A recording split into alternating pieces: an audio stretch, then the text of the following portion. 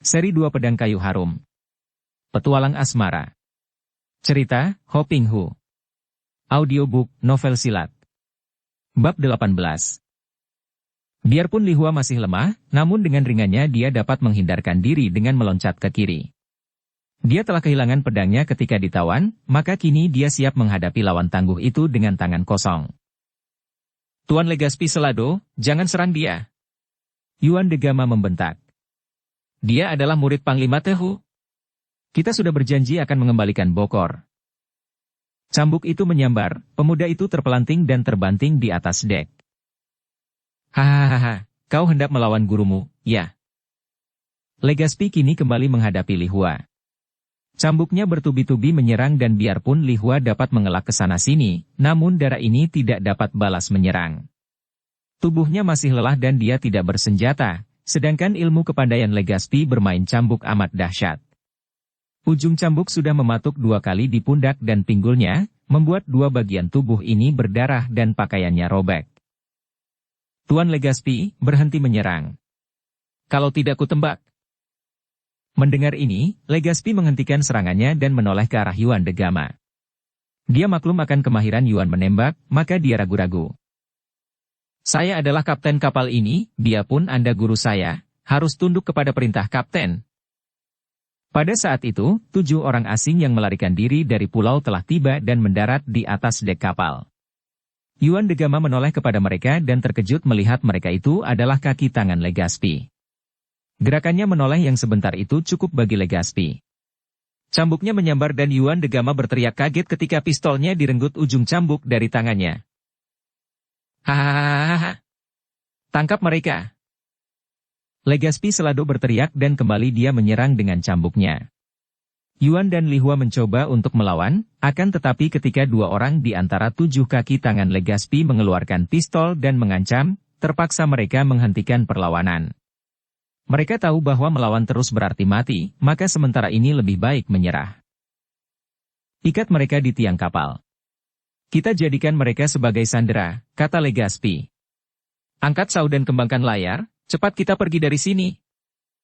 Di dalam kesibukan itu, mereka semua tidak melihat Kun Liong yang menyelinap dan tahu-tahu pemuda ini sudah berada di belakang tiang di mana Li Hua dan Yuan dibelenggu. Mudah saja Kun Liong mematahkan belenggu kaki tangan mereka dan membebaskan mereka dari totokan yang tadi dilakukan Legaspi agar 2 orang tawanannya itu tidak mungkin lolos. Terima kasih, Kun Liong. Pest, kalian lawan 7 orang itu dan aku menghadapi Legaspi. Kun Liong cepat meloncat keluar dan gegerlah 7 orang itu dan Legaspi ketika melihat pemuda gundul ini muncul seperti setan saja. 2 orang awak kapal mencabut pistol, hanya mereka yang masih bersenjata, lainnya sudah kehabisan senjata ketika melarikan diri dan meninggalkan banyak mayat kawan mereka, tapi dari belakang mereka meloncat keluar 5 orang pelayan pribumi yang langsung menyergap mereka. Terjadi perkelahian cepat dan 5 orang itu tewas seketika oleh cambuk Legaspi, akan tetapi Kun Liong yang bergerak seperti kilat sudah dapat pula membuat 2 buah pistol terlempar ke laut. Li Hua dan Yuan muncul dan mengamuk, menghadapi 7 orang anak buah Legaspi Selado, dan kakek botak itu sendiri. Dengan bokor emas dirangkul oleh lengan kiri dan cambuknya dipegang tangan kanan, terpaksa menghadapi serbuan Kun Liong. Adapun Li Hua mengamuk berdampingan dan 7 orang itu tentu saja bukan lawan mereka. Apalagi Li Hua yang tegang hatinya melihat bokor emas berada di tangan kakek botak yang lihai itu, dia menggerakkan semua tenaga yang masih ada dan berkat ilmu silatnya yang tinggi. Sebentar saja dia dapat merobohkan mereka, dibantu Yuan, seorang demi seorang. Sementara itu, pertempuran antara Legaspi dan Kun Liong juga berlangsung seru. Cambuk itu meledak-ledak dan Kun Liong yang bertangan kosong menggunakan ilmu ginkangnya, selalu dapat mengelak dan balas menyerang dengan pukulan jauh menggunakan sinkang. Tentu saja karena pemuda ini merasa pantang untuk membunuh orang, menghadapi Legaspi sekalipun dia tidak pernah bermaksud membunuh, hanya untuk merampas bokor. Hal inilah yang membuat dia belum juga dapat merobohkan lawan. Andai kata dia tidak berpantang membunuh, dengan ilmu silatnya yang amat tinggi, dengan sinkangnya yang hebat dan tikai beng yang mujizat, dia tentu sudah berhasil membunuh lawan. Legaspi menjadi bingung melihat anak buahnya terdesak, bahkan tinggal 3 orang lagi yang melawan mati-matian. Dia sendiri agaknya belum tentu dapat menangkan pemuda gundul yang lihai seperti setan ini, biarpun hanya bertangan kosong. Tiba-tiba ia berseru keras, tangan kirinya melempar sebuah benda ke tengah kapal, dekat tiang induk. Terjadi ledakan dahsyat dan ternyata benda itu adalah alat peledak. Begitu meledak, timbul kebakaran di tempat itu, karena angin bersilir dan api menjilat layar, sebentar saja kapal itu sudah berkobar-kobar. Melihat ini, Yuan dan Li Hua cepat merobohkan 3 orang sisa lawan, kemudian keduanya mencoba memadamkan api dengan siraman air. Namun, air yang hanya sedikit itu mana mampu membunuh api yang sudah berkobar begitu dahsyat.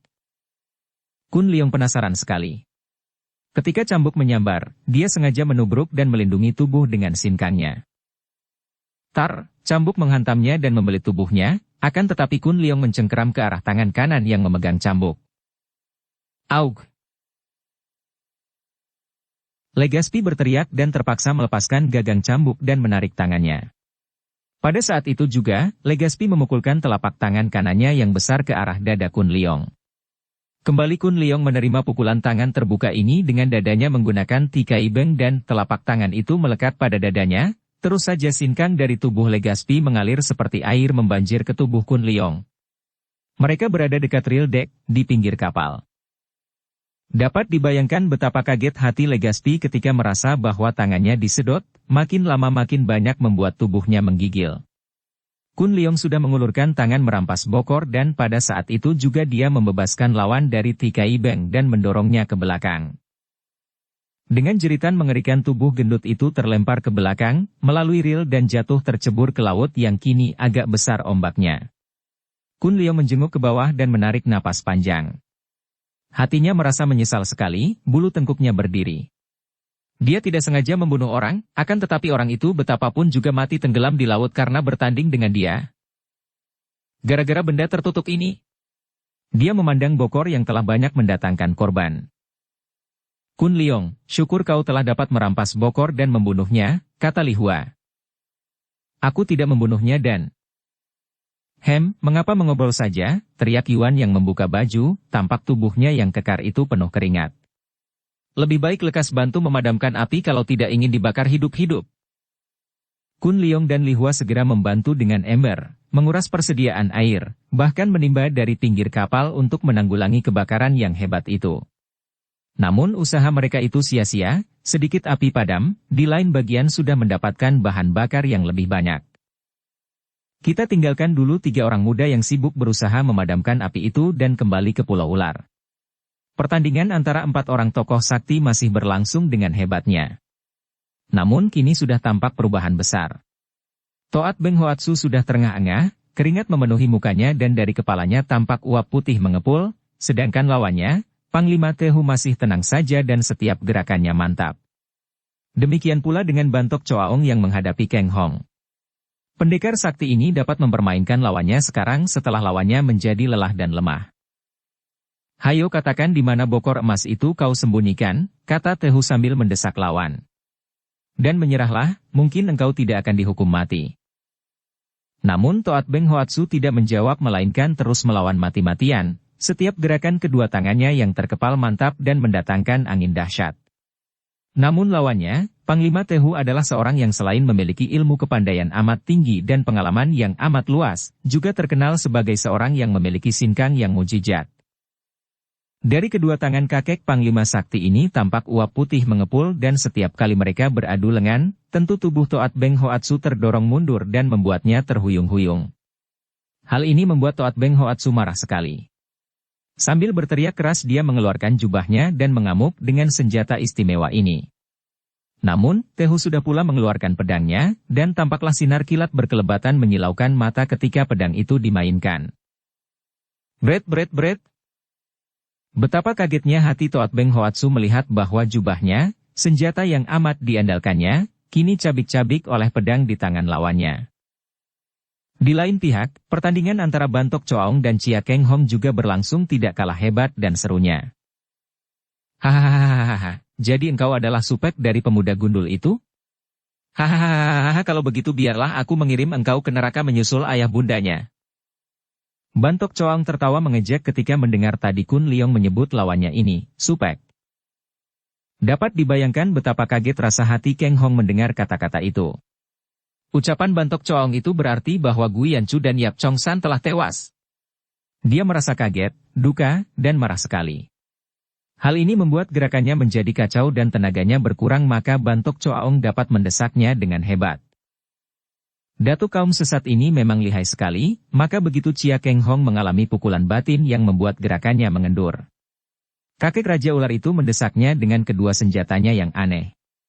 Chia Kang Hong seperti nanar dan pening kepalanya mendengar berita mengejutkan itu, dan selama belasan jurus pendekar sakti ini hanya dapat menangkis dan mundur-mundur. Mampuslah! Hahaha. Bantok Choaong sudah menyerang dengan pedang ularnya, menusuk ke arah leher dengan kuatnya, sedangkan trompetnya yang merupakan senjata ampuh itu menghantam arah dada lawan. Menghadapi serangan yang amat berbahaya ini, barulah Chia Kang Hong sadar akan ancaman maut, maka dia cepat menggoyang kepalanya, menggerakkan pedang dan mengerahkan sinkang untuk menempel pedang lawan. Kemudian menerima hantaman di dada itu dengan cengkeraman tangan sehingga trompet itu remuk dan tangan Kang Hong terus mencengkeram tangan kiri lawan sehingga jari-jari tangan mereka saling mencengkeram. Lepaskan pedang! Kang Hong membentak dan sebuah kekuatan dahsyat membuat kedua pedang yang saling menempel itu terlepas karena tangan kanan Bantok Choaong tergetar hebat. Sepasang pedang itu terlempar ke samping dan kedua tangan kanan mereka pun saling cengkeram. Kini kedua tangan mereka dengan jari-jari saling mencengkeram mengadu telapak tangan dan keduanya mengerahkan tenaga. Bantok Choaong mengandalkan sinkangnya yang mengandung hawa beracun mengerahkan seluruh tenaga untuk mengirim racun ke tubuh lawan melalui telapak tangannya. Akan tetapi dapat dibayangkan betapa kagetnya ketika merasa betapa sinkangnya menerobos keluar disedot oleh kedua tangan pendekar itu. Mukanya menjadi pucat sekali, dan teringatlah ia kini akan ilmu mujizat Tikai Beng yang kabarnya di dunia ini hanya dimiliki oleh pendekar Chia Kang Hong seorang. Dia merasa makin lemah, tak kuat lagi menahan sinkangnya yang membanjir keluar membuat tubuhnya kehilangan tenaga sehingga tak terasa lagi dia jatuh berlutut, keringatnya menetes-netes. Lepaskan aku, katanya di luar kesadarannya, terdorong oleh rasa ngeri ketika merasa betapa sinkangnya terus membanjir keluar. Siapa yang membunuh Yap Chong San dan Gui Yanchu? Terdengar suara pendekar itu bertanya, penuh wibawa menyembunyikan kekagetan, kedukaan, dan kemarahannya mendengar berita itu. Para datuk kaum sesat, kecuali aku, Toat Beng Hoatsu, Siang Tok Moli, Kui Eng Niochu dan Hek Bin Tian Sin. Harap kau lepaskan aku. Di mana dibunuhnya mereka? Di Taigoan, Aug. Tubuh Bantok Choaong roboh dan tewas seketika ketika tangan kiri Kang Hong menampar kepalanya. Des! Aduh! Tubuh Toat Beng Hoatsu juga terpelanting dan tewas seketika. Dadanya remuk terkena pukulan mujizat Panglima Tehu yang disebut Jit Goat Sin Chiang Huat. Sayang mereka tidak mengaku di mana adanya Bokor. Hei, mengapa wajahmu murung, Chia Sichu? Panglima itu bertanya heran. Hamba baru saja mendengar dari dia, Kang Hong menunjuk ke arah mayat Bantok Choaong, bahwa sahabat hamba Yap Chong San dan istrinya, semua hamba telah dibunuh oleh kelima datuk kaum sesat di Taigoan. Tak terasa dua titik air mata turun dari mata pendekar itu dan cepat dihapusnya. Orang-orang jahat itu hanya mendatangkan bencana saja. Dia menoleh dan melihat bahwa pertempuran sudah selesai, tidak tampak pihak musuh, hanya pasukannya yang siap menanti perintah dan ada yang mempersiapkan kapalnya. Ketika menoleh inilah dia melihat api berkobar di laut. Ada kebakaran di sana, teriaknya. Kang Hong menoleh dan keduanya lari ke pantai di mana semua pasukan juga sedang memandang kebakaran. Dari jauh, para pasukan tidak dapat melihat apa yang terjadi di kapal kuda terbang yang terbakar itu, akan tetapi begitu melihat mata Kang Hong dan Panglima Tehu dapat melihat dua orang sedang bertanding hebat, yang seorang adalah kakek berjubah aneh yang mudah saja diduga tentulah Legaspi, sedangkan lawannya adalah seorang pemuda gundul. Kun Leong menghadapi Legaspi. Tentu Bokor sudah di tangan Legaspi, kata Kang Hong. Akan tetapi kapal itu terbakar. Dan bukankah itu Lihua di sana, membantu seorang pemuda asing tanpa baju sedang mencoba memadamkan api? Kang Hong juga melibat ini. Kalau begitu Nona Shou sudah tertolong. Kapal itu terbakar hebat, kita harus mencoba menolong mereka. Panglima Tehu, diikuti oleh Kang Hong lalu lari ke kapal dan Panglima itu memerintahkan supaya kapal cepat diluncurkan menuju ke kapal kuda terbang yang terbakar. Akan tetapi ketika mereka sudah tiba agak dekat, mereka tidak mungkin dapat terlalu dekat, karena hal itu berbahaya sekali. Potongan-potongan kayu yang masih bernyala mulai berterbangan dan kalau mengenai kapal atau layarnya, bisa berbahaya. Di samping lain, juga perahu ikan duyung mendekati kapal yang terbakar namun mereka tidak berdaya melakukan sesuatu. Panglima Tehu dan Kang Hong melihat betapa Kun Leong dapat merobohkan Legazpi yang terjungkal ke laut, kemudian melihat Kun Leong membantu memadamkan api. Namun api makin membesar dan sudah makan setengah kapal, membuat kapal miring dan sebentar lagi tentu tenggelam. Panglima Tehu dan Kang Hong memandang penuh kekhawatiran. Mereka harus segera meloncat keluar dan berenang, nanti kita jemput dengan perahu. Kalau sampai kapal itu meledak, celaka. Kang Hong mengerahkan kaikangnya dan terdengar dia berteriak, nyaring bukan main. Yap Kun Leong, kalian semua tinggalkanlah kapal. Panglima Tehu juga berteriak, teriakannya bahkan lebih nyaring lagi.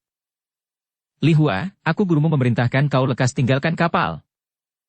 3 orang muda itu mendengar seruan-seruan ini, dan mereka baru melihat bahwa kapal perang Panglima Tehu berada tidak begitu jauh dari situ, demikian pula perahu ikan duyung. Yuan, Li Hua, mari kita tinggalkan saja kapal terbakar ini. Tidak, Kun Leong. Aku adalah kapten kapal ini, dan seorang kapten tidak akan meninggalkan kapalnya. Lebih baik mati bersama tenggelamnya kapal daripada meninggalkan kapal yang akan tenggelam. Jawaban ini penuh semangat, dada yang bidang itu dibusungkan, penuh peluh dan hangus, tampak gagah bukan main. Li Hua, hayo kita pergi dari sini. Gurumu memanggil. Li Hua tampak bingung, sebentar menoleh ke arah kapal perang gurunya, kemudian menoleh kepada Yuan yang tersenyum kepadanya dan berkata, Pergilah kekasihku, engkau harus diselamatkan. Tidak. Li Hua terisak lalu lari merangkul Yuan. Kalau kau tidak pergi, aku tidak. Aku harus berada di sampingmu selalu, hidup atau mati. Li Hua. Yuan. Mereka berpelukan dan Kun Leong memandang dengan mata terbelalak. Sudah diduganya bahwa kedua orang muda ini saling mencinta, akan tetapi tidak diduganya akan menyaksikan cinta sehebat dan sebesar itu, cinta sampai mati. Apakah kau telah gila, Yuan? Bukan aku, melainkan engkau yang gila kalau hendak memaksa seorang kapten kapal meninggalkan kapalnya yang sedang tenggelam. Apa artinya hidup tanpa kehormatan? Nenek moyangku terkenal memegang teguh kehormatan, lebih berharga daripada nyawa, dan aku tidak sudi mengecewakan mereka. Yuan, kau hebat. Li Hua mendekap makin erat, penuh bangga dan cinta kepada kekasihnya. Li Hua, kau ditunggu gurumu, dan kau seorang panglima wanita negaramu. Apakah kau juga gila, ketularan Yuan? Li Hua tidak melepaskan dekapannya, hanya menoleh dan tersenyum kepada Kun Leong. Senyum mulutnya tapi air matanya bertetesan, pemandangan yang tak mungkin akan dapat dilupakan oleh Kun Leong selama hidupnya. Kun Leong, engkaulah yang gila seperti dikatakan kekasihku, kalau kau hendak memaksa seorang dara meninggalkan kekasihnya yang terancam kematian. Aku harus tinggal bersama dia, kau pergilah. Bawalah bokor itu dan serahkan kepada suhu, berikut hormatku yang terakhir kepada beliau. Yuan. Li Hua. Kapal makin hebat kebakarannya dan kapal itu sudah miring sekali, sebentar lagi tenggelam. Kun Leong, terdengar lagi suara Kang Hong memanggil. Li Hua, tersusul suara Panglima Tehu. Kun Leong mengangkat pundak, kehabisan akal. Tentu saja, dengan kepandaiannya, dia mampu menguasai 2 orang itu dan memaksanya meloncat ke air. Akan tetapi dia tidak tega melakukannya karena kehidupan Yuan pasti akan sengsara dan karenanya Li Hua juga akan sengsara. Pula, seandainya mereka berdua tertolong, mungkinkah Li Hua menjadi jodoh Yuan? Pikiran ini membuat dia melangkah maju, menjabat tangan Yuan dan Li Hua, hampir tak dapat berkata-kata karena haru, matanya basah dan air matanya bertitik. Selamat tinggal, Li Hua dan Yuan, semoga kalian bahagia. Kun Leong membalikkan tubuh lalu meloncat ke air membawa bokor emas. Keharuan dan pertandingan hebat melawan Legazpi tadi membuat dia lemah, namun dia mengerahkan tenaganya untuk berenang. Tak lama kemudian tubuhnya ditarik ke atas perahu kecil dan langsung dia dibawa ke kapal, dinaikkan ke kapal perang. Chia Keng Hong dan Tehu menyambutnya. Kun Leong berlutut dan menyerahkan bokor emas kepada Tehu tanpa kata-kata, kemudian dia membalik dan memandang ke arah kapal kuda terbang yang terbakar, kemudian, melihat betapa Yuan dan Li Hua masih saling berdekapan, di antara api dan air, di pinggir ujung kapal yang sudah tenggelam sebagian. Kun Leong tak dapat menahan diri, dia menangis mengguguk seperti anak kecil. Apa yang terjadi? Keng Hong bertanya, mengguncang pundak Kun Leong. Yuan de Gama, dia kapten kapal itu, dia tidak mau disuruh pergi. Dia memilih mati bersama kapalnya dan Li Hua, yang mencintanya, mencinta sampai mati tak mau terpisah darinya. Li Hua? Panglima Tehu berseru penuh keheranan, kekaguman, penasaran, juga kedukaan, Li Hua seperti puterinya sendiri. Kalau dia menggunakan kepandaiannya, mungkin dia masih akan dapat memaksa putrinya itu pergi meninggalkan Yuan. Akan tetapi, melihat kedua orang itu berdekapan ketat menghadapi maut, dia menghela napas panjang. Semua beri hormat kepada kapten kapal kuda terbang. Tuan Yuan de Gama dan Nona Shou Li Hua.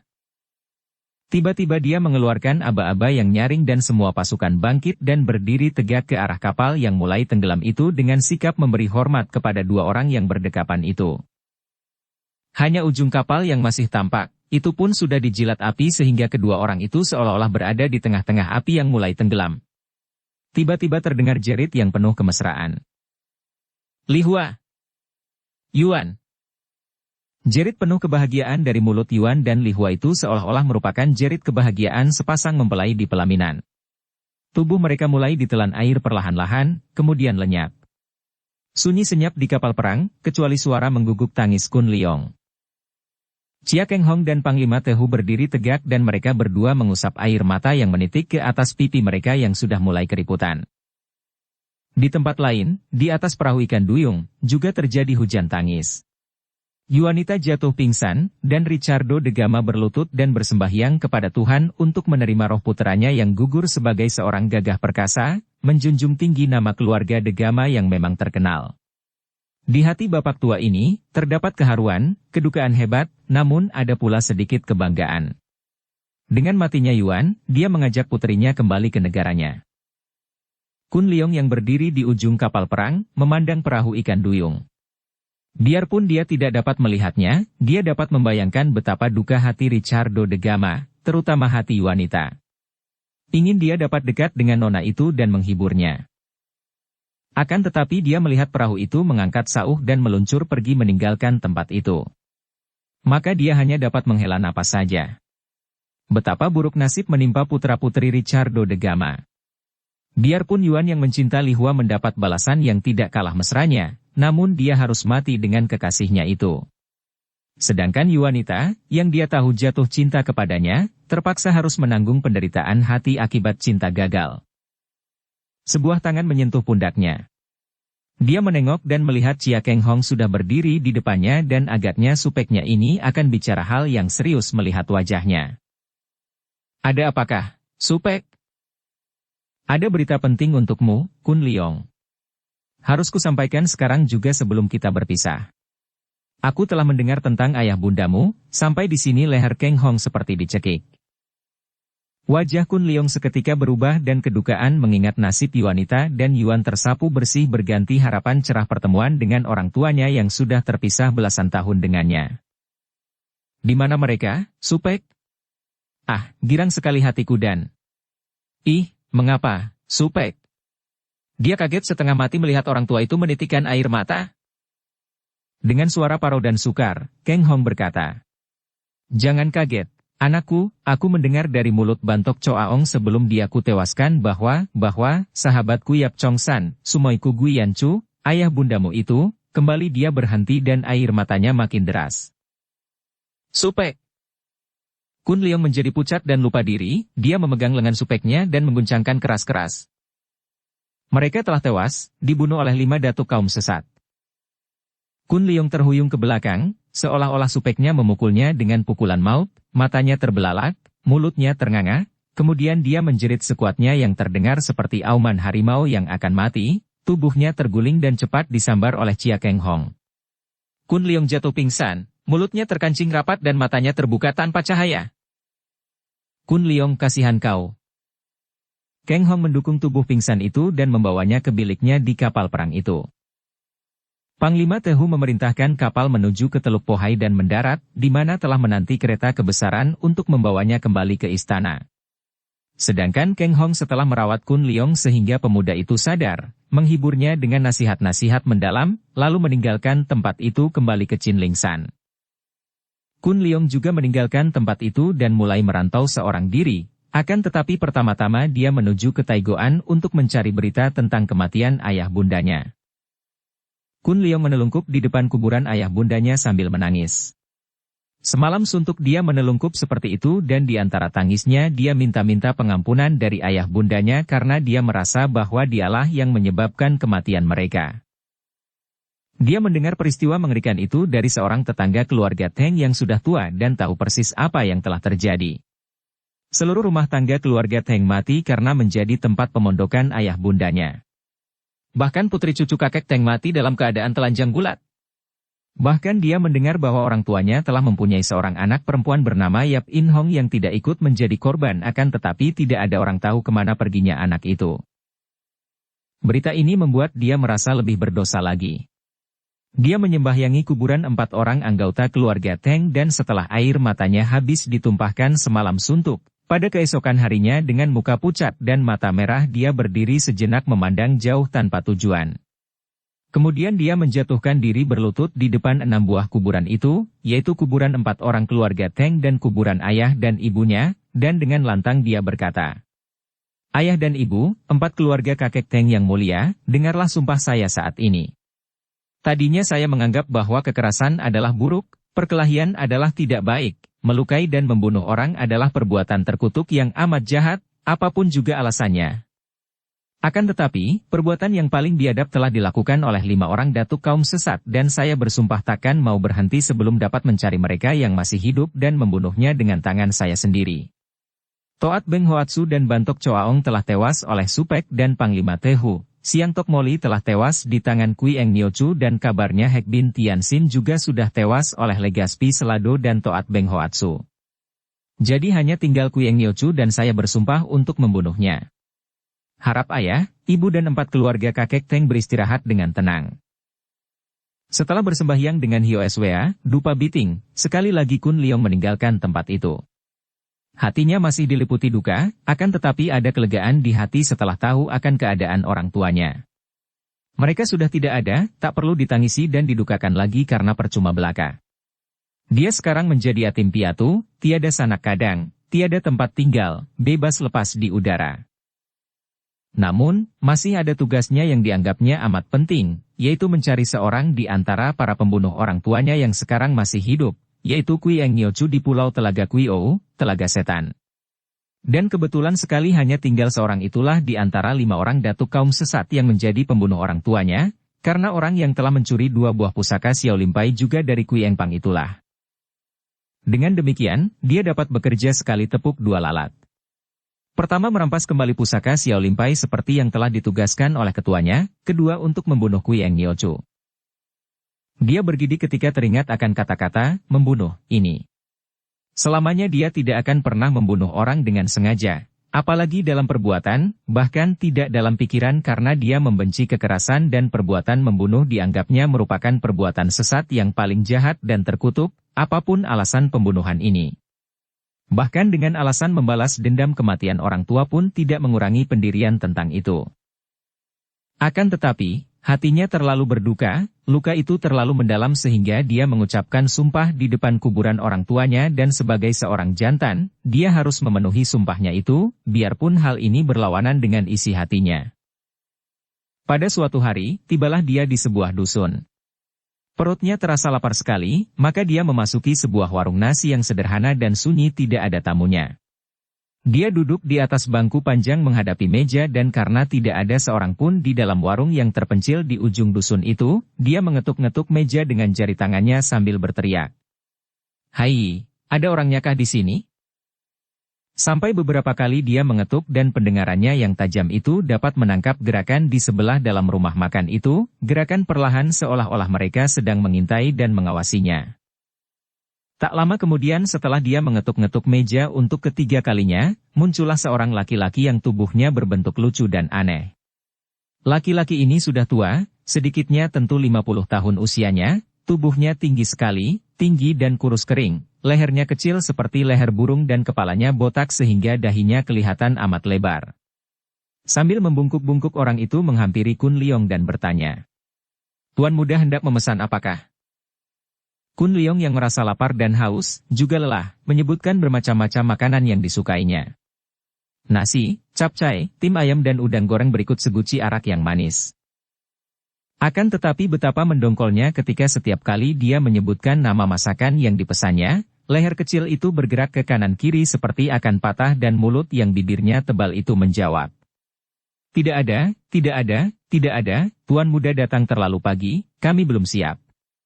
Yang ada hanyalah bakmi dan arak tua, dan bakpao." "Ya sudahlah, bakmi dan bakpao pun boleh, arak tua pun lumayan, pokoknya asal perutku kenyang." Dengan terbongkok-bongkok dan agak pincang, kakek itu masuk lagi ke dalam meninggalkan Kun Leong duduk seorang diri. Kembali dia mendongkol bukan main. Kalau semua pesanannya ada, mungkin untuk memasaknya orang membutuhkan waktu yang agak lama. Akan tetapi kalau hanya bakmi, memasak sebentar pun jadilah, dan bakpao paling-paling hanya menghangatkan saja. Akan tetapi, sudah hampir setengah jam dia duduk di bangku panjang itu, masih saja pesanannya belum dikeluarkan. Habislah kesabarannya dan dia mengambil keputusan untuk meninggalkan tempat itu mencari restoran lain. Akan tetapi karena Kun Leong adalah seorang yang biasa bersikap hormat dan jujur, dia mengetuk meja keras-keras dan berkata, "Hai, paman tua. Apakah bakmi dan bakpao itu belum dibuat? Kalau belum, biarlah saya akan membeli di warung lain saja. Sudah terlalu lama saya menanti dan perut saya sudah lapar sekali." Maaf, tunggu sebentar, tuan muda." "Sudah siap," terdengar jawaban kakek itu dari dalam dan benar saja. Tak lama kemudian dia datang membawa baki berisi sebotol arak dengan cangkirnya yang sederhana terbuat dari tanah, sepiring mie dan beberapa potong bakpao. Lenyap kemendongkolan hati Kun Leong. Dia sedang haus dan lapar, kini melihat makanan, biar sederhana hatinya girang. Kakek pemilik warung itu kembali pergi masuk meninggalkan Kun Leong dan hal ini pun menyenangkan Kun Leong karena kalau dia makan ditunggui kakek yang rupanya mengerikan itu tentu sedikitnya mengurangi seleranya. Mulailah dia makan, mula-mula 4 buah bakpao diganyangnya habis dan rasanya lumayan. Bakmi yang agak terlampau asin itu pun lenyap ke dalam perutnya, hanya tinggal beberapa potong bawang yang tak disukanya. Kemudian dia minum arak dari cawan butut itu. Begitu minum, dia terkejut. Lidahnya yang sudah terbiasa dapat merasakan campuran racun yang amat kuat dalam arak itu. Akan tetapi dia tidak merasa khawatir karena maklum bahwa perutnya telah kebal menerima racun ini. Diminumnya sampai hausnya hilang dan timbul pikirannya untuk melihat perkembangan apa yang akan terjadi, mengapa kakek aneh itu hendak meracuninya dan siapa pula orang-orang yang tadi dia tahu mengintainya dari dalam rumah. Maka setelah menghabiskan beberapa cawan arak, dia pura-pura memegangi kepalanya dan perutnya, dia teringat akan bagaimana cara racun itu bekerja dan berkata, kepalaku pening, perutku panas sekali, lemas, mengantuk." Dia tahu bahwa racun itu biar amat kuat, bukanlah sejenis racun yang mematikan orang, melainkan membuat orang yang meminumnya menjadi pingsan, karena mabok dan mengandung daya melemahkan dan memusingkan. Kakek itu keluar sambil terkekeh-kekeh senang. Kun Leong sudah duduk melonjorkan kaki di atas bangku dan bersandar pada tiang dan ujung bangku, pura-pura tertidur atau pingsan. Lengan kirinya di atas meja dan lengan kanan tergantung ke bawah, napasnya berat dan kepalanya terkulai menunduk seperti orang yang menderita pusing hebat. Matanya melirik sedikit dan mengintai dari balik bulu matanya ke arah kakek itu. Terjadi perubahan kini yang mengejutkan hatinya. Kakek itu tidak terbongkok atau terpincang lagi, melainkan bergerak dengan sigap, dengan langkah kaki seorang ahli ginkang tinggi, dan di tangan kanannya kini tampak sebatang tongkat pendek yang ujungnya berbentuk sebuah tangan manusia, atau lebih tepat tangan setan karena tangan itu mengering, kelihatan keras membaja dengan jari-jarinya hendak mencengkeram, lengkap dengan kuku kehitaman yang tentu mengandung racun berbahaya. Kiranya seorang tokoh yang memiliki ilmu kepandaian, pikir Kun Leong. Akan tetapi dia masih belum bergerak, hendak melihat apa yang akan dilakukan kakek itu kepadanya. Dia tidak mengenal kakek ini, tidak pernah ada urusan dengan kakek ini, akan tetapi mengapa kakek ini begini kejam untuk meracuninya? Betapapun juga, tenaga saktinya telah bergerak melindungi tubuhnya, semua urat syaraf di tubuhnya menegang, siap untuk menanti segala kemungkinan. Tak lama kemudian seorang pemuda keluar dan kembali Kun Leong terkejut. Pemuda itu adalah sebangsa Yuan dan Hendrik. Akan tetapi dia pun tidak mengenalnya dan mungkin saja pemuda asing ini merupakan seorang di antara anak buah Legaspi yang berhasil meloloskan diri dalam pertempuran di Pulau Ular, atau orang lain karena memang banyak terdapat orang asing yang kini boleh berdagang di pantai Teluk Pohai. Pemuda itu telah mencabut pula pedangnya, sebatang pedang yang lebih berbentuk golok, agak melengkung dan runcing sekali. Dengan berindap pemuda itu mengambil jalan memutari mejanya dan menodongkan pedangnya di atas kepalanya sambil berkata dengan bahasa pribumi yang kaku kepada kakek itu. Harap Lomo, setan tua, berhati-hati, dia ini lihai sekali. Hehehe, setelah terkena racunku, dia akan tidur setengah pingsan untuk waktu setengah hari. Dan kita tinggal menanti datangnya pasukan yang tentu sekarang telah dilapori oleh pembantu kita, tepat seperti rencanamu, Tuan Muda Markus, kata kakek itu. Siasatmu memang hebat, Lomo. Begitu melihat dia berjalan seorang diri, aku sudah mengenalnya dan kebetulan sekali dia masuk ke warung ini. Habis bagaimana dengan pemilik warung dan istrinya yang kita belenggu di dalam itu? Mereka berjasa. Kalau urusan ini selesai, kita bebaskan mereka, kata si kakek. Dan aku akan memberi mereka hadiah, kata si pemuda asing. Mereka lalu duduk di atas bangku dekat Kun Leong, keduanya siap dengan senjata karena menurut penuturan pemuda asing itu, Kun Leong memiliki kepandaian tinggi. Tuan Muda Markus, sudah jelaskah bahwa Bokor itu palsu? Tentu saja. Aku mendengar dari seorang prajurit pengawal Panglima Tehu sendiri setelah kusogok dengan 10 potong uang emas. Dia melihat Panglima Tehu dan pendekar Chia Keng Hong bicara ketika keduanya meneliti bokor emas yang dirampas dari Pulau Ular itu. Pendekar Chia Keng Hong katamu? Kakek itu nampak kaget. Dia meninggalkan Qinlingshan dan mencampuri urusan bokor. Dia memang pembantu Panglima Tehu, akan tetapi sekarang telah kembali ke Qinlingshan setelah dipanggil menghadap ke istana Panglima Tehu. Tak salah lagi, pemuda cerdik inilah yang memalsukan bokor, karena menurut cerita yang kudengar, dialah orang pertama yang menemukan bokor. Guruku tentu akan senang sekali mendengarnya. Benarkah bahwa pemuda ini adalah murid keponakan Chia Keng Hong? Tak salah lagi, semua orang mendengar dia menyebut Chia Keng Hong Supek. Hehehe, bagus sekali. Betapa besar untungku hari ini. Sekali tepuk mendapat 2 ekor lalat. Pertama tentang bokor. Pengembaliannya kepada Panglima tentu akan menguntungkan kami para pedagang asing dan kami tentu akan menghadiahkan 100 tael emas yang telah kami janjikan kepadamu. Lomo. Hehehe, kakek itu mengangguk-angguk. Selain itu, dia adalah murid keponakan Chia Keng Hong, tentu akan menyenangkan hati guruku. Aku tahu betapa bencinya guruku terhadap Chia Keng Hong yang pernah membunuh 3 orang susyoku, adik-adik seperguruan guruku. Biarpun tidak begitu tertarik karena pemuda asing bernama Markus itu hanya mementingkan urusannya sendiri, namun untuk menanti datangnya pasukan yang diberi laporan, Markus bertanya. Siapakah gurumu, Lomo? Tentu dia lihai bukan main. Seperti dewa. Guruku itu, biarpun sampai kini tidak atau belum mau meninggalkan guha pertapaannya karena sedang mencipta ilmu untuk melawan Tikai Beng ilmu tertinggi Chia Keng Hong, namun jelas guruku adalah orang yang paling sakti di dunia ini pada saat sekarang. Namanya pun harus kurahasiakan sampai guruku itu keluar dari guha dan turun ke dunia ramai. Markus mengangguk-angguk. Dan, 3 orang susyokmu itu siapakah? Mengapa pula sampai terbunuh oleh Chia Keng Hong? Mereka dahulu terkenal sekali sebagai Tian Te Sem Lomo, 3 iblis tua langit dan bumi, yang masing-masing bernama julukan Kaayong Lomo, iblis tua raja pengemis, Bunong Lomo, iblis tua raja sastra, Tian Tu Lomo, yang menjadi seorang pendeta agama Tu. Kepandaian mereka hebat sebagai adik-adik seperguruan guruku, dan tentu dengan secara licik, dengan Tikai Beng maka Chia Keng Hong dapat membunuh mereka. Karena itulah maka selama belasan tahun guruku bersamadi mencipta ilmu untuk menandingi Tikai Beng. Mengenai kematian Tian Te Sem Lomo di tangan Chia Keng Hong ini terjadi dalam cerita Pedang Kayu Harum. Akan tetapi Kun Leong yang tak pernah mendengar cerita ini, terkejut bukan main.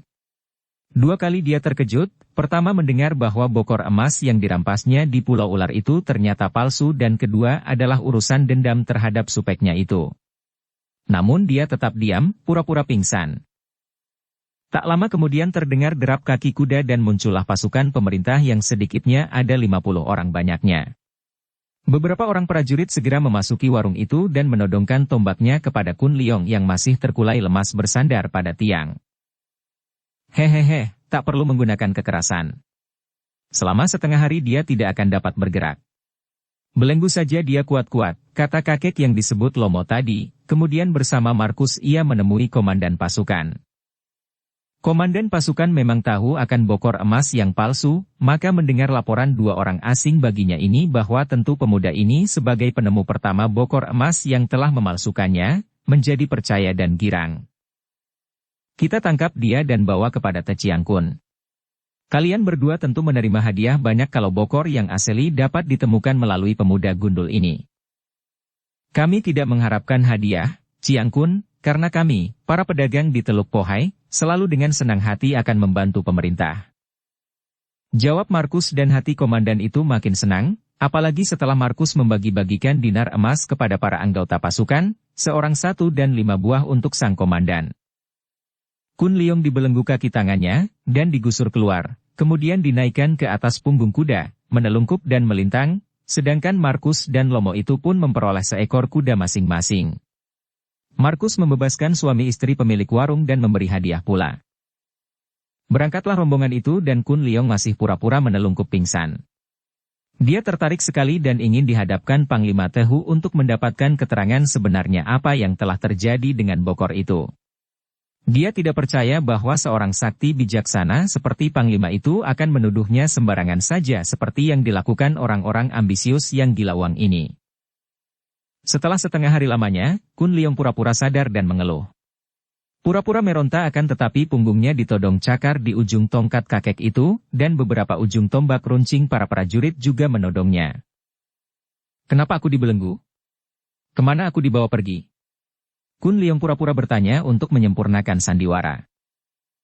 Hehehe, engkau Yap Kun Leong, murid keponakan Chia Keng Hong, bukan? Engkau penipu busuk yang menyembunyikan bokor emas pusaka Panglima Tehu dan menggantinya dengan yang palsu. Katakan di mana kau menyimpan yang asli, kalau tidak, engkau akan dihukum penggal kepala, hehehe. Dengan susah payah Kun Leong menggerakkan lehernya menengadah, memandang kakek itu dan bertanya. Kakek yang botak, jauhkan cakar bebek itu dari kepalaku.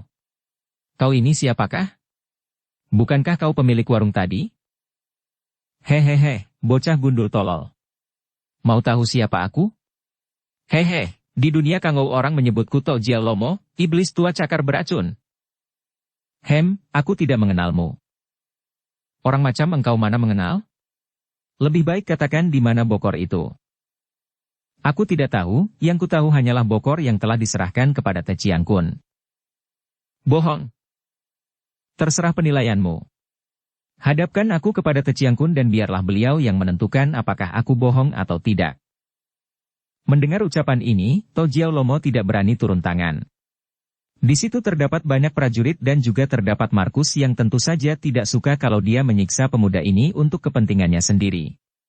Dia harus berlaku cerdik, dan tentu saja tidak ada selembar rambut pun di hatinya seperti kepala botaknya, untuk menyerahkan bokor emas yang asli kepada Panglima Tehu. Kalau sampai dia berhasil, tentu akan dibawanya kepada gurunya dan dinikmatinya bersama. Ujung tongkatnya yang sebelah belakang, yang tumpul, bergerak cepat sekali dan tahu-tahu dia telah menotok punggung dan pinggul Kun Leong. Seketika pemuda ini merasa betapa kedua tangannya dan kedua kakinya menjadi lumpuh dan diam-diam dia mengutuk kakek ini yang amat cerdik.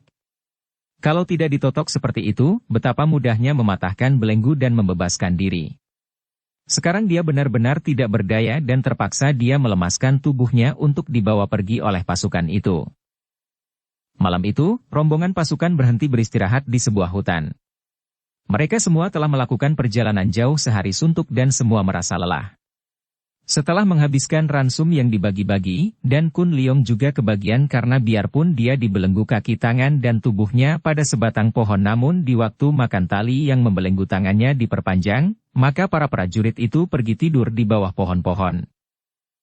Adapun Tojiao Lomo dan Markus, yang merasa bahwa Kun Leong takkan mampu berkutik lagi karena selain kedua tangannya tergantung dengan belenggu di batang pohon, kedua kakinya dan tubuhnya diikat erat dengan sebatang pohon, ditambah lagi totokan baru yang dilakukan oleh Lomo untuk melumpuhkan kedua kaki tangannya, mereka lalu tidur juga bersama komandan pasukan, di dalam sebuah tenda yang didirikan secara darurat.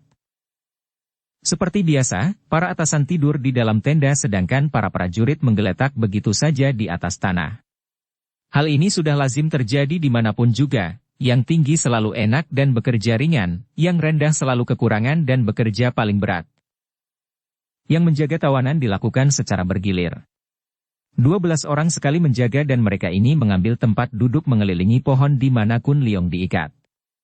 Karena mereka merasa bahwa tawanan itu pun tidak akan mampu lolos, maka mereka itu banyak yang duduk sambil melenggut-lenggut diserang kantuk, bahkan ada pula yang tidak tahan terus terguling rebah dan tidur mengorok. Hawa amat dingin di malam itu dan api unggun dibuat di beberapa tempat untuk memperoleh penerangan juga untuk sekedar menghangatkan tubuh.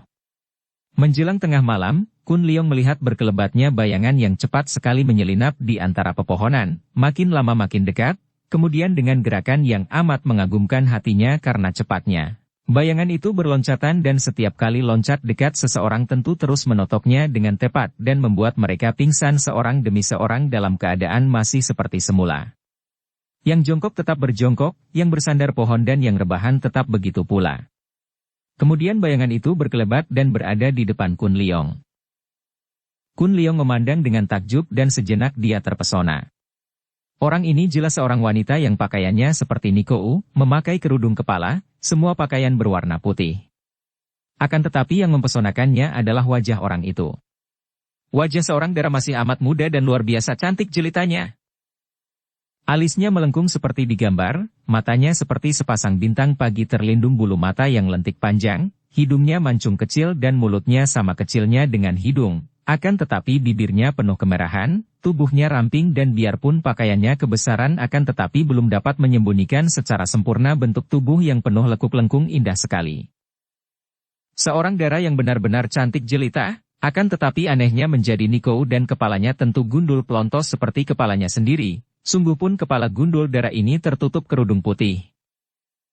"Engkau siapakah, Nikou muda yang lihai?" tanya Kun Leong. "Pest!" Desis halus ini keluar dari mulut Nikou itu dan telunjuk tangan kirinya yang panjang meruncing itu menyentuh bibirnya sendiri. Dengan langkah ringan sekali dia meloncat ke depan pemuda itu dan dengan gerakan cekatan, jari-jari tangan yang halus lunak dan meruncing, yang agaknya hanya pantas untuk dipakai menulis sajak, melukis, menyulam atau mengobati orang terluka itu sekali renggut saja telah mematahkan semua tali yang mengikat kedua lengan dan kaki Kun Leong.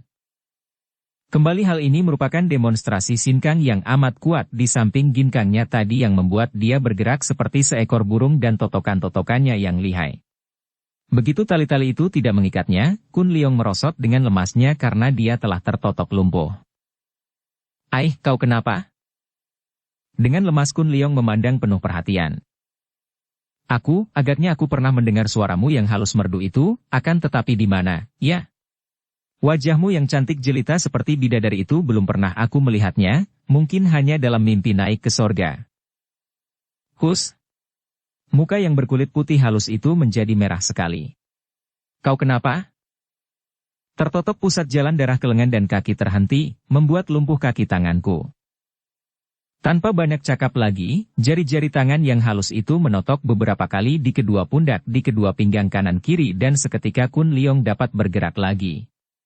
Dia meloncat berdiri, menghadapi Nikou itu dan berkata, "Kau hebat. Kau luar biasa sekali, Nona, Suthai. Dan kau tolol sekali membiarkan dirimu ditawan oleh mereka, Tuan, Huisio." "Wah, aku bukan Huisio. Kau pun mengatakan aku Nikou. Kan pakaianmu pakaian Nikou dan aku berani bertaruh bahwa kepalamu itu tentu gundul halus dan bersih sekali. Kau juga gundul. Tapi aku bukan Huisio, aku Yap Kun Leong orang biasa, orang sialan dangkalan yang selalu bernasib malang, akan tetapi juga orang berbintang terang karena selalu tertolong wanita-wanita cantik.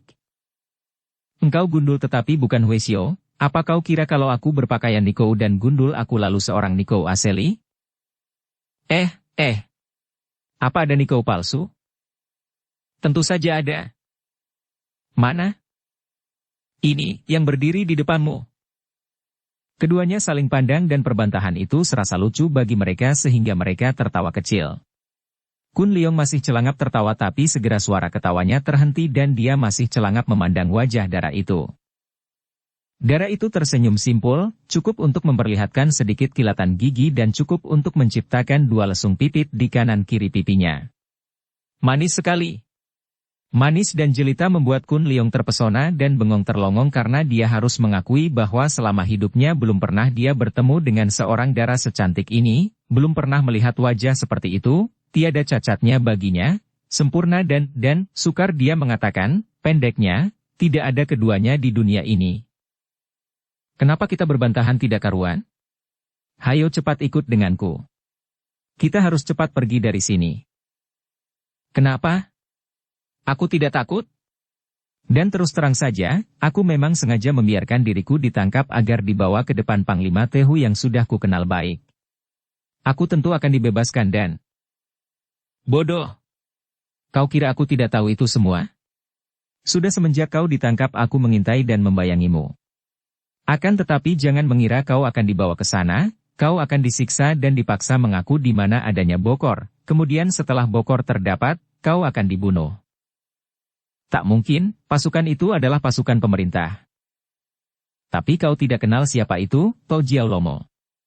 Gurunya, lihai bukan main. Dan pemuda asing itu agaknya sekutunya. Mari kita pergi. Kun Leong terkejut. Tidak, aku akan menemui mereka. Akan kutanya secara terang-terangan mengapa mereka hendak mengkhianati Panglima Tehu. Mereka harus dihajar dan kalau begitu, harus ditangkap dan dihukum. Setelah berkata demikian, Kun Leong malah lari ke tenda dan berteriak-teriak. Lomo setan tua, hayo ke sini kau bersama Markus itu. Kalian mau berkhianat, ya?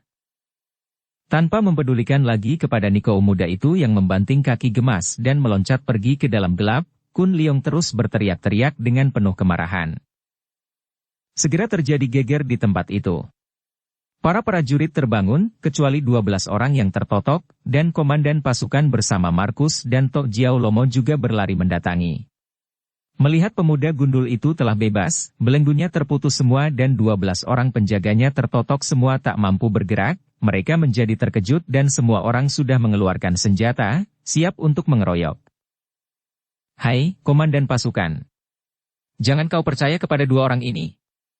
Kun Leong menudingkan telunjuknya ke arah Lomo dan Markus. Mereka ini hendak berkhianat. Mereka tidak akan membawaku kepada Panglima Tehu, melainkan hendak menculikku dan mungkin membunuh kalian semua. Hayo tangkap mereka dan kita bersama pergi menghadap Panglima Tehu, untuk minta keadilan. Hehehe, bocah gundul kalau kau tidak tolol tentu kepalamu terisi otak yang miring. To Jiao Lomo berkata nyaring. Aku yang telah menangkapmu, kalau aku hendak berkhianat apa aku memberi kabar kepada komandan. Hayo Chiang Kun, kerahkan orang-orangmu menangkap kembali tawanan gila yang berbahaya ini. Sang komandan tentu saja lebih percaya kepada Lomo, apalagi kepada Markus yang sudah membagi-bagi uang emas, maka dia memberi aba-aba dan serentak Kun Leong diterjang dari seluruh penjuru. Hei, orang-orang bodoh. Kalian ditipu setan tua itu, wah, celaka ini. Kun Leong terpaksa mengelak ke sana-sini dan mendorong-dorong dengan kedua tangannya. Robohlah belasan orang oleh angin dorongan kedua tangan, akan tetapi mereka bangkit lagi dan lebih banyak yang mengeroyoknya karena ketika mereka terbanting, mereka tidak mengalami luka apa-apa. Markus sudah mengeluarkan pistolnya, akan tetapi tidak sempat menembak karena Kun Leong terlindung oleh demikian banyak pengeroyoknya. To Jiao Lomo sudah menggerakkan tongkat pendeknya yang berujung cakar setan, lalu maju menerjang pula. Kun Leong memang tidak suka berkelahi, akan tetapi dikeroyok seperti itu tentu saja dia harus mempertahankan diri dan menghalau lawan tanpa melukainya. Akan tetapi ketika Lomo maju, dia terkejut dan hampir saja lehernya kena dicengkeram oleh cakar setan kalau dia tidak cepat-cepat menggulingkan diri dan bergulingan sambil menarik banyak kaki sehingga 5 orang prajurit pengeroyoknya jatuh tumpang tindih. Tolol! Tolol! Tiba-tiba terdengar bentakan halus dan Markus roboh tak bangkit lagi karena kena hantam kepalanya oleh tamparan tangan halus Nico muda. Beberapa orang terpelanting dan ada yang terlempar ke atas pohon dilontarkan oleh tangan kecil itu. Nico itu mengamuk menghampiri Kun Leong dan di tangannya terdapat sebuah sapu tangan putih yang digerakkan secara istimewa lihainya. Siut! Ujung sapu tangan putih itu menangkap cakar setan sehingga serangannya terhadap Kun Leong terhalang. Kakek tinggi kurus itu terkejut sekali, membentak. Siapa kau? Akan tetapi Nico muda itu tidak peduli, cepat melepaskan libatan sapu tangannya dan menyerang kakek itu dengan tamparan tangan kirinya. Pukulannya seperti pukulan biasa saja, seperti seorang wanita menampar muka seorang pria yang hendak berkurang ajar kepadanya, namun tamparan itu cepat dan mendatangkan angin tenaga sinkang yang kuat, juga datangnya tidak langsung melainkan membentuk lingkaran. Ai! Lomo terkejut dan meloncat ke belakang lalu membalas dengan gerakan tongkat cakar setannya, mengarah muka Nico itu. Manusia ganas! Nico itu berseru, dengan mudah mengelak dan ujung sapu tangannya meledak mengenai pundak kakek itu. Nico keparat! Kakek itu marah ketika melihat pakaian di pundaknya robek dan kulit pundaknya terasa panas. Sebaliknya si Nico muda maklum bahwa tubuh kakek itu kebal. Hantaman ujung sapu tangannya tadi dapat menghancurkan batu karang, akan tetapi pundak kakek itu lecet pun tidak. Maka dia lalu menangkap lengan Kun Leong. Hayo pergi! Kalau Kun Leong menghendaki, tentu saja dia dapat merenggutkan tangannya terlepas dari pegangan dan dapat menahan tarikan Nico itu. Akan tetapi karena Nico itu telah menjadi penolongnya dan dia pun sudah bosan harus melayani pengeroyokan sekian banyaknya prajurit, dia pun membiarkan dirinya diseret dan dia lari cepat sekali diseret oleh Nico muda yang ternyata memiliki ginkang istimewa. Tentu saja Kun Leong tidak tega membiarkan Nico itu kelelahan, maka diam-diam dia pun mengerahkan ginkangnya sehingga tubuhnya ringan dan biarpun kelihatan dia diseret, namun sebenarnya dia berlari sendiri. Setelah lari jauh dan para pengejarnya sudah tidak tampak atau terdengar lagi, Kun Leong sengaja terengah-engah dan berkata, Aduh berhenti, aduh napasku, Senin Kamis, huhuhu. Nico itu melepaskan pegangannya dan mereka menjatuhkan diri duduk di bawah pohon. Nico itu memandang kepada Kun Leong sambil tersenyum melihat betapa pemuda itu ngos-ngosan napasnya. Ai, kiranya engkau hanya pandai dalam hal ilmu pengobatan saja. Akan tetapi ilmu silatmu tidak berapa tinggi. Wuhah, kau sih lari seperti kuda saja.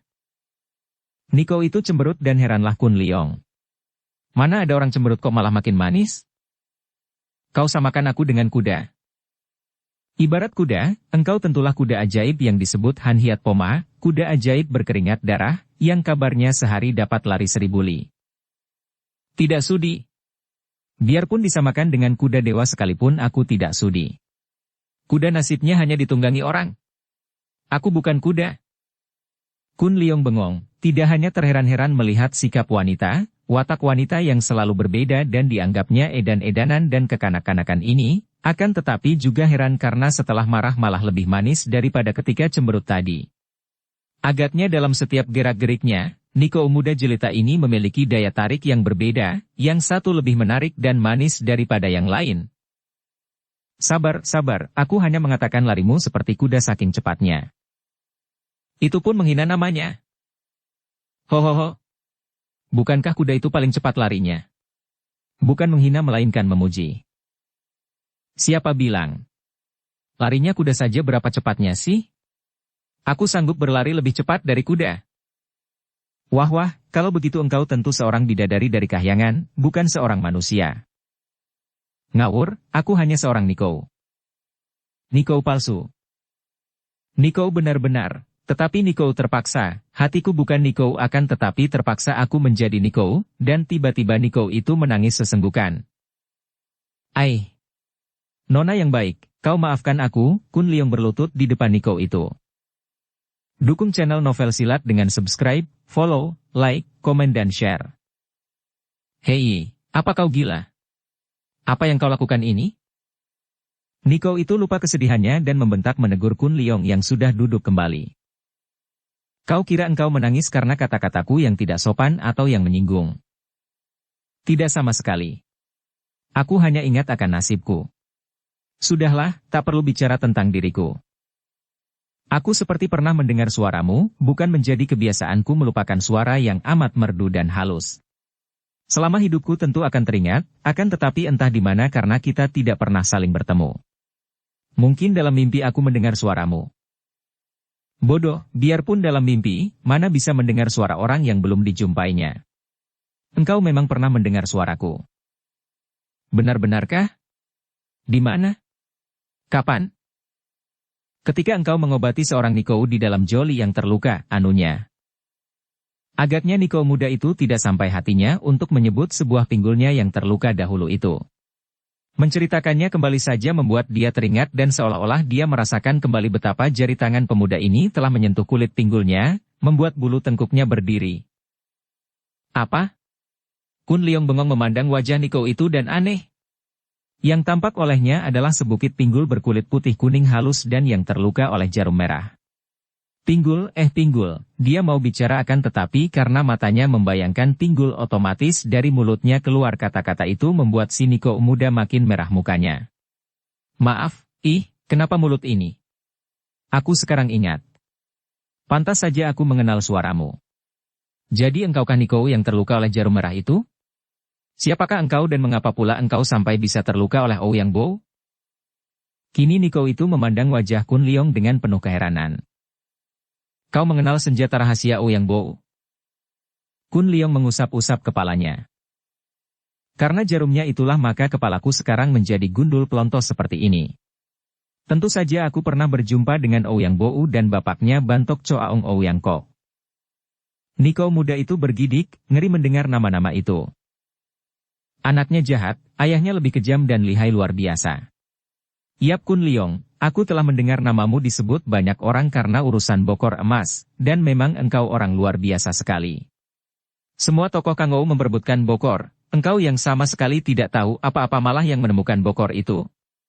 Aku adalah Pek Hong Ing dan terus terang saja, aku hanya terpaksa menjadi Niko, maka jangan engkau menyebutku seperti Niko. Lain orang tidak apa-apa, akan tetapi aku merasa canggung dan tidak enak kalau kau menyebutku sebagai Niko. Kalau aku yang menyebutnya mengapa sih? Apa bedanya aku dengan orang lain? Hong Ing cemberut dan kembali Kun Leong menelan ludah. Manisnya. Kau boleh menyebut aku Niko, akan tetapi aku pun akan menyebutmu Huesio karena kepalamu juga gundul seperti kepalaku. Bagiku, menjadi pendeta bukanlah lahirnya melainkan batinnya, dan di dalam batinku, aku sama sekali tidak ingin menjadi Niko. Mendengar darah itu bicara dengan serius, Kun Leong tidak mau menggoda lagi. Ya sudahlah, Hong Ing, aku menganggap saja engkau seorang darah yang berkepala gundul seperti aku. Tapi kau belum menceritakan bagaimana sampai anumu itu terluka jarum merah milik Ouyang Bo. Sebut saja pinggulku, mengapa anumu? Tidak enak sekali mendengarnya. Bukankah kau sendiri yang menyebut begitu tadi? Aku hanya menirumu. Apa engkau ini selalu hanya pandai meniru orang lain? Meniru si baik asal yang benar, kalau yang salah masa harus ditiru? Kun Leong tertawa. Mengelus gundulnya dan berkata, memang aku tolol, hahaha, mungkin karena gundul. Ingat, aku pun gundul, kata Hong Ing dan keduanya tertawa geli. Tiba-tiba wajah Hong Ing pucat sekali dan Kun Leong cepat membalikkan tubuh karena mendengar gerakan perlahan. Tahu-tahu di depan mereka telah berdiri seorang darah lain yang wajahnya cantik jelita pula namun dingin dan pada saat itu wajah cantik ini kelihatan marah. Sepasang matanya menyinarkan api dan bergantian mata itu menatap wajah Kun Leong dan Hong Ing. Dengan tubuh lemas Hong Ing bangkit berdiri, sedangkan Kun Leong tetap saja duduk enak-enak karena dia tidak mengenal wanita gagah dan cantik yang datang itu dan tidak merasa bersalah apa-apa. Hanya terheran mengapa wanita muda secantik itu kelihatan marah sekali dan mengapa pula Hong Ing kelihatan pucat ketakutan. Engkau. Pek Hong Ing. Biarpun menyamar sebagai Niko, aku tetap dapat mengenalmu. Sungguh tak tahu malu engkau, Sumai. Menghindarkan diri dari pernikahan dengan cara menjadi Niko, akan tetapi apa yang kutemukan di sini? Kau bermain gila dengan seorang Weisyo muda. Betapa memalukan dan kau mencemarkan orang yang menjadi gurumu dan sucimu. Suci. Jangan menuduh sembarangan. Hong Ing berseru, suaranya mengandung isak karena ucapan sucinya itu benar-benar menusuk perasaannya yang halus. Tak perlu memutar lidah membela diri karena jelas kalian tertangkap basah. Apa perlunya kalau tidak main gila duduk di dalam hutan sunyi berduaan saja dan bersenda gurau tertawa-tawa? Ah, sungguh percuma saja kepala kalian yang gundul itu. Sumoy, hayo kau ikut bersamaku menghadap Subo, ibu guru. Hong Ing dengan mata terbelalak dan muka pucat menggeleng-geleng kepalanya. Tidak, aku tidak mau kembali ke sana, aku lebih baik mati daripada dipaksa menikah. Keparat. Berbulan-bulan aku mencarimu dengan susah payah, setelah bertemu kau kudapatkan main gila dengan Weisyo ini, dan aku masih sabar, masih mau melupakan itu semua asal engkau suka turut bersamaku menghadap Subo. Aku tidak ingin bicara tentang kelakuanmu di pagi hari ini, dan kau menolak, bahkan memilih mati. Memang lebih baik aku mati, kata Hong Ing, suaranya kini mantap. Sing. Tampak sinar berkilat ketika wanita cantik yang galak itu mencabut pedangnya yang berkilauan saking tajamnya. Kau memilih mati? Nah, biarlah aku memenuhi permintaanmu, sesuai pula dengan perintah Subo, kalau kau masih membangkang supaya aku membunuhmu. Selesai ucapan ini, pedang itu berkelebat dan dia telah menyerang Hong Ing dengan gerakan yang dahsyat sekali. Kun Leong terkejut melihat gerakan itu yang benar-benar amat cepat dan mengandung tenaga kuat sekali. Akan tetapi, Hong Ing masih sempat mengelak dengan gerakannya yang lincah dan ringan seperti burung. Namun sucinya terus menyerangnya bertubi-tubi, membuat Hong Ing terdesak hebat dan terpaksa harus berloncatan ke kanan kiri dan belakang untuk menghindarkan diri dari ujung senjata yang membawa maut itu. Suci, begini tegakkah engkau? Kita sudah semenjak kecil seperti kakak beradik. Wut! Hong Ing cepat menjatuhkan dirinya untuk menghindarkan diri dari sambaran pedang itu. Biarpun Kun Leong dapat melihat bahwa gerakan Hong Ing tidak kalah ringan daripada gerakan sucinya, namun karena darah ini tidak memegang senjata dan juga sama sekali tidak melakukan serangan balasan, hanya mengelak ke sana-sini saja, maka hatinya gelisah sekali dan tak terasa lagi tangannya meraba sebatang ranting kering yang menggeletak di dekatnya. Kegelisahannya terbukti ketika Hong Ing menjerit terkena tendangan sucinya. Tubuhnya terbanting dan dengan kecepatan kilat sucinya sudah datang menerjang dengan tusukan maut yang agaknya tak mungkin dapat dihindarkan lagi oleh Hong Ing yang sudah rebah miring itu. Trang! Kun Leong sengaja mengerahkan sinkangnya yang mendatangkan getaran hebat sehingga ketika rantingnya bertemu dengan pedang yang ditangkisnya pedang itu terpental, terlepas dari tangan pemiliknya. Darah itu terbelalak memandang, bukan main rasa heran dan penasarannya dan merasa seperti dalam mimpi. Siapa orangnya yang mampu menangkis pedangnya dengan sebuah ranting dan sekali tangkis membuat pedangnya terlepas dari tangannya? Benar-benar aneh dan luar biasa sekali.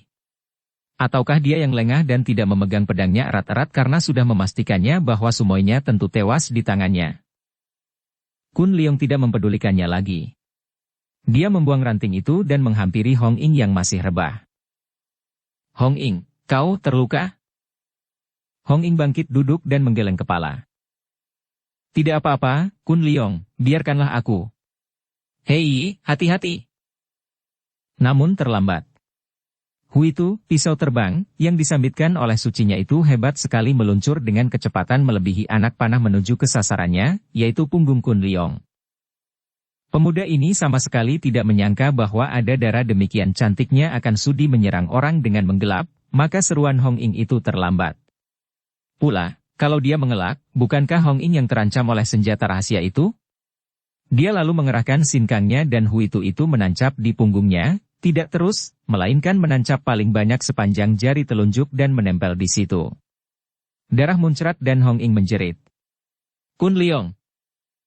Sebelum Kun Leong sempat melakukan sesuatu, Hong Ing telah menggendongnya dan darah ini lalu meloncat jauh dan terus melarikan diri secepat kilat sambil menggendong tubuh Kun Leong. Sumoy Pek Hong Ing. Begitu tak tahu malukah engkau? Berhenti, ia mengejar dari belakang setelah menyambar pedangnya dan menyarungkannya. Akan tetapi Hong Ing tidak peduli, terus menggendong Kun Leong dan mengerahkan seluruh ginkangnya untuk melarikan diri. Ketika dia menengok dan melihat sucinya mengejar, dia berlari makin cepat lagi. Kun Leong diam-diam merasa geli, juga terharu. Tak disangkanya bahwa sang suci seganas dan segalak itu sedang sang sumo begini halus budinya. Sebenarnya luka di punggungnya itu tidak seberapa dan kalau dia mau, tentu saja dia dapat melawan suci itu, atau andai kata melarikan diri sekalipun, tak perlu digendong karena dia dapat lari lebih cepat dari Hong Ing. Akan tetapi, sekali merasa digendong belakang, dia merasa kenikmatan yang luar biasa. Tubuhnya mendekap ketat punggung Hong Ing, terasa kelembutan yang hangat dan hidungnya mencium keharuman memabukkan, maka dia merangkulkan kedua lengan di atas pundak Hong Ing sedangkan kedua kakinya yang panjang dia kempitkan di pinggang darah itu. Dia pura-pura setengah pingsan. Akan tetapi karena maklum bahwa mereka berdua dikejar, diam-diam Kun Leong mengerahkan ginkangnya sehingga tubuhnya ringan sekali dan tidak menjadi penghalang bagi Hong Ing untuk mengerahkan seluruh ilmunya berlari cepat. Dan ternyata dalam hal ilmu berlari cepat, Hong Ing lebih menang dibandingkan dengan sucinya. Dia memasuki hutan, menyelinap di antara pohon-pohon dan makin lama jarak antara dia dan pengejarnya makin jauh dan akhirnya Hong Ing tiba di tempat yang ditujunya yaitu sebuah kuil kuno di tengah hutan. Dia segera menyelinap di balik pohon dan memasuki semak-semak, menurunkan tubuh Kun Leong yang pura-pura pingsan, mencabut huitu itu dan memeriksa lukanya. Betapa heran rasa hati Hong Ing ketika memeriksa luka itu.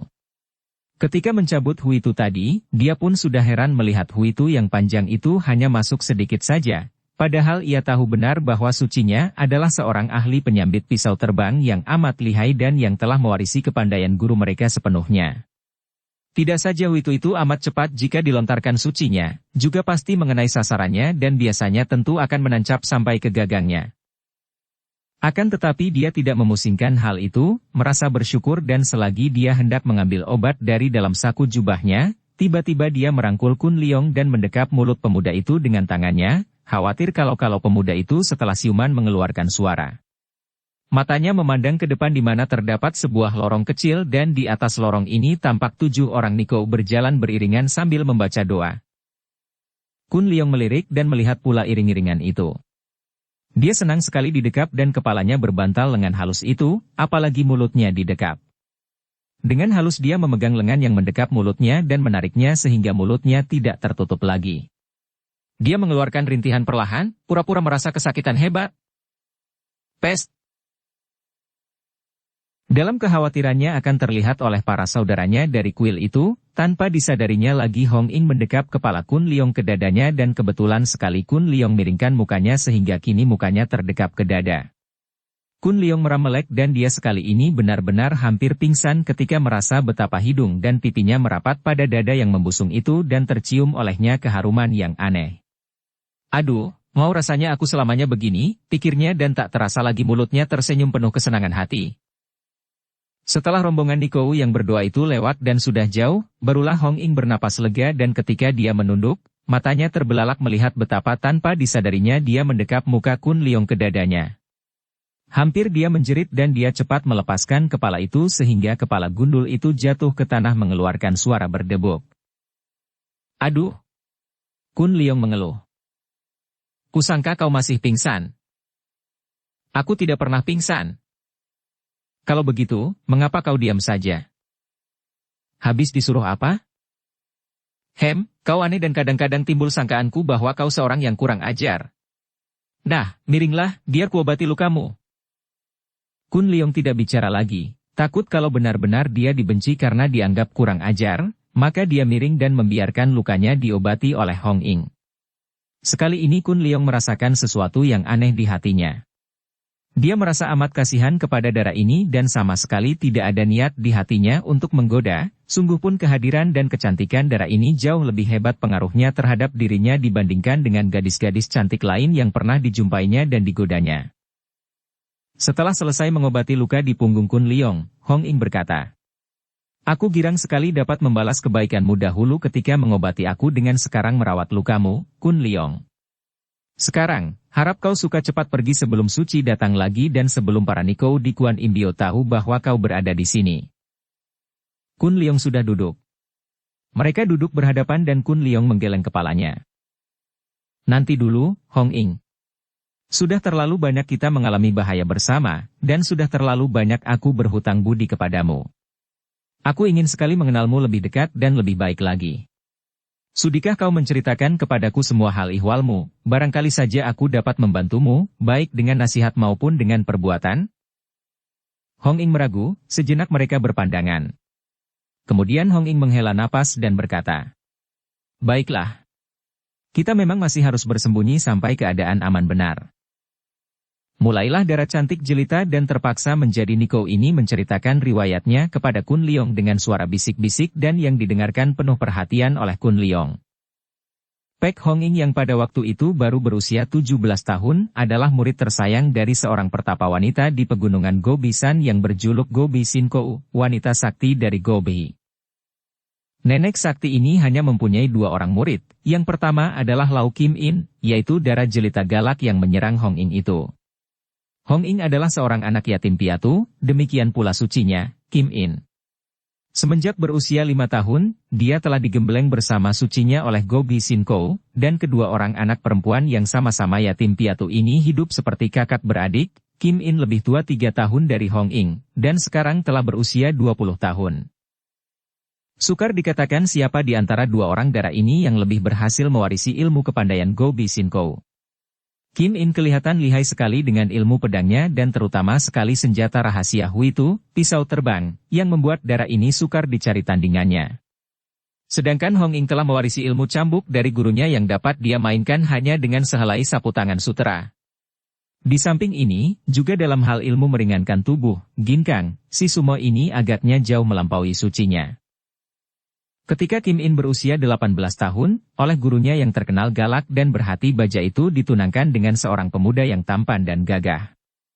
Akan tetapi, ketika pada suatu hari pemuda tunangannya ini oleh Gobi Sinkou disuruh berkunjung kepada seorang sahabatnya di kaki pegunungan Gobisan, terjadilah hal yang amat hebat.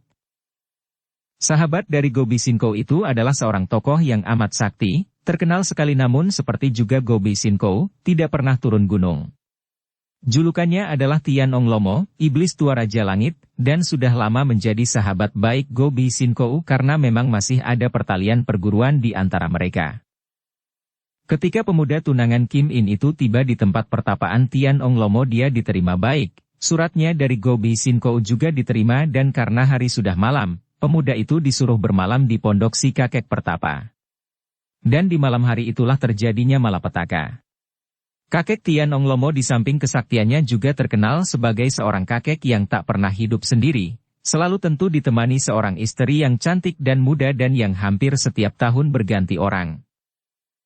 Istri atau selir cantiknya pada waktu itu, yang biasanya hanya tidur dan dipeluk seorang kakek yang usianya sudah hampir 100 tahun, tentu saja menjadi terpesona dan tergila-gila kepada pemuda tampan yang menjadi tamu suaminya.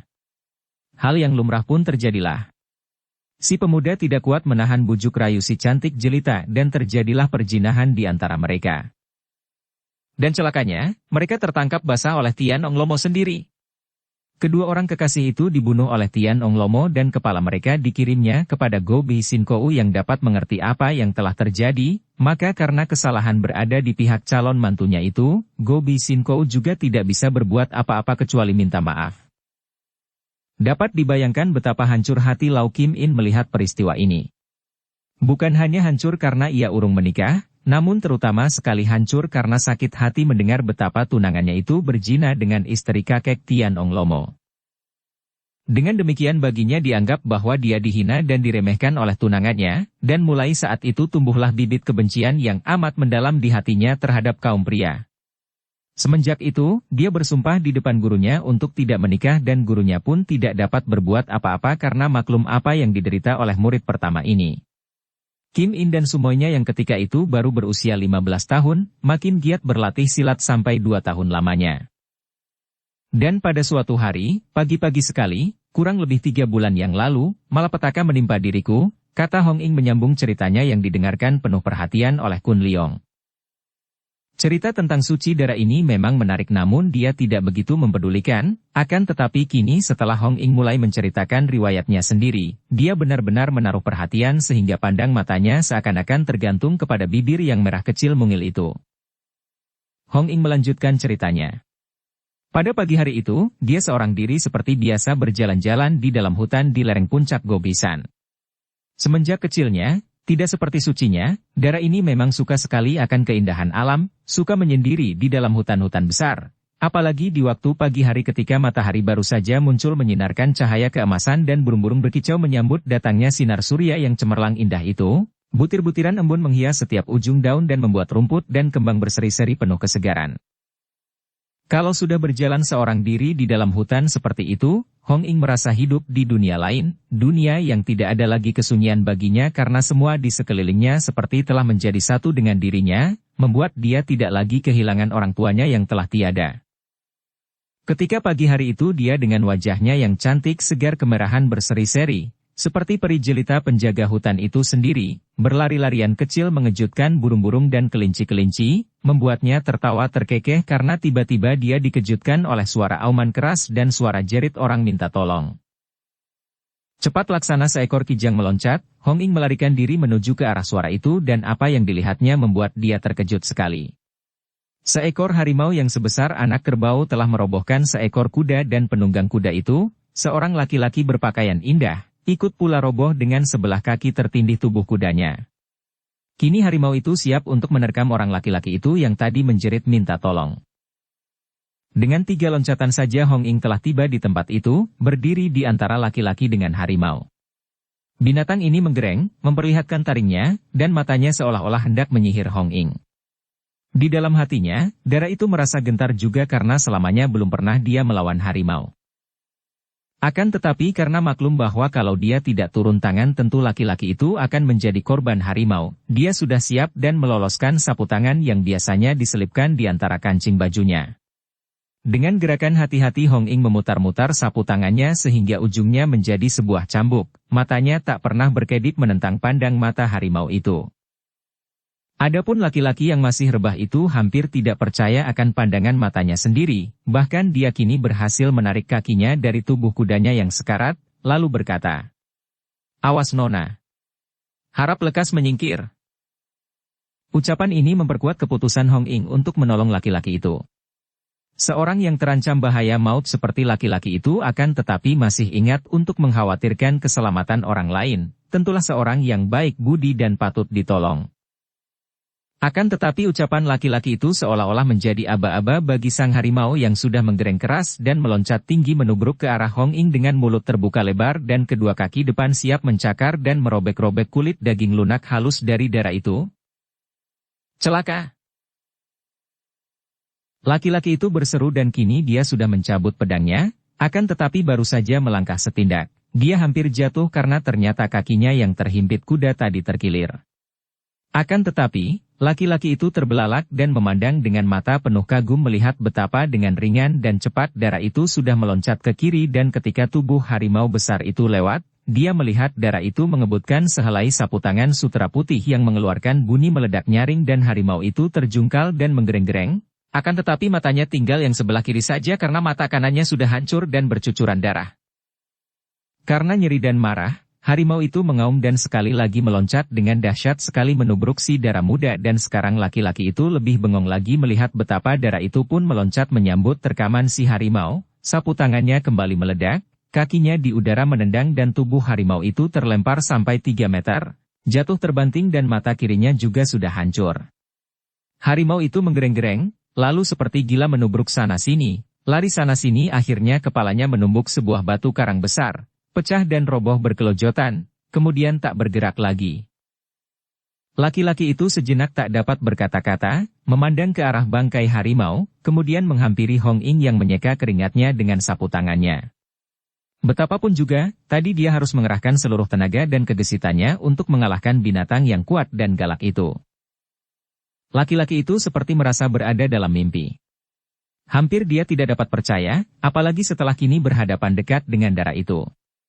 Seorang Dara yang usianya baru belasan tahun, 17 tahun, dapat membunuh harimau dengan cara demikian aneh dan mudah. Hanya bersenjata sehelai sapu tangan yang kini dipakai menghapus keringat yang membasahi leher. Bukan main. Nona, laki-laki itu menjura. Nona telah menolong nyawaku dan aku tidak mungkin diam saja. Nona, ketahuilah bahwa aku adalah Pangeran Han Wiong dari Kota Raja. Aku sedang berburu, akan tetapi tersesat dan terpisah dari para pengawal sampai di tempat ini. Ketika tadi harimau muncul, kudaku terpeleset dan diterkam, kemudian, aku tentu telah menjadi makanan harimau kalau Nona tidak datang menolong. Diam-diam Hong Ing terkejut, sama sekali tidak mengira bahwa orang yang ditolongnya adalah seorang pangeran dari Kota Raja. Putra Kaisar. Akan tetapi karena dia selamanya tinggal di gunung dan tidak mengenal tata susila cara bangsawan, dia hanya membalas penghormatan dengan mengangkat kedua tangan depan dada, lalu menjawab. Harap pangeran tidak bersikap berlebihan. Sudah menjadi kebiasaan manusia untuk saling menolong apabila melihat orang terancam bahaya. Nah, bahaya sudah lewat, saya mohon diri, pangeran. Hong Ing sudah membalikkan tubuhnya, akan tetapi laki-laki yang gagah tampan, dan usianya kurang lebih 40 tahun, berpakaian indah sekali itu berseru. Tahan dulu, Nona. Setidaknya harap Nona sudi memperkenalkan nama dan di mana tempat tinggal Nona. Kalau tidak, selamanya aku akan merasa menyesal dan merasa berdosa tidak mengenal nama penolongku yang telah menyelamatkan nyawaku. Karena sikap pangeran itu sopan dan tutur sapanya halus, Hong Ing menjawab terus terang. Namaku Pek Hong Ing, dan aku tinggal bersama guruku, Go Bi Sin Kou, dan suciku di puncak sana itu. Setelah berkata demikian, darah itu berkelebat dan lenyap dari depan Pangeran Han Wiong. Pangeran itu makin kagum, sejenak dia terpesona dan kemudian dia menarik napas panjang dan berkata seorang diri. Dialah yang patut mendampingi aku selama hidupku. Cantik jelita, muda, jujur, dan memiliki ilmu kepandaian yang dapat menjadi pelindungku selamanya. Go Bi Sin Kou. Harus kupinang dia.